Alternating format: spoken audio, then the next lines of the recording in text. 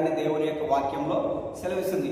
ఒకవేళ పరిశుద్ధాత్మ చేత నింపబడము అవసరం లేకపోయినట్లయితే ఇక్కడ దేవుడు పేతురుతోటి ఎందుకు పరిశుద్ధాత్మ చేత నింపబడ్డాడని ఇక్కడ దేవుని యొక్క వాక్యంలో ఉంటుంది? లేదంటే పౌలు కూడా ఇక్కడ పరిశుద్ధాత్మ చేత నింపబడ్డాడని ఎందుకుంటుంది చెప్పండి?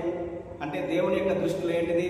పరిశుద్ధాత్మ చేత నువ్వు నేను నింపబడడం అనేది చాలా ముఖ్యమైనది, చాలా ముఖ్యమైనది. ఇంకొక వచనం చూడండి, అదే 13వ అధ్యాయము 52వ వచనంలో 52వ వచనము 13వ అధ్యాయము 52వ వచనంలో దేవుని యొక్క వాక్యం ఏముందంటే, అయితే శిష్యులు ఆనందభరితులై పరిశుద్ధాత్మతో నిండిన వారేది.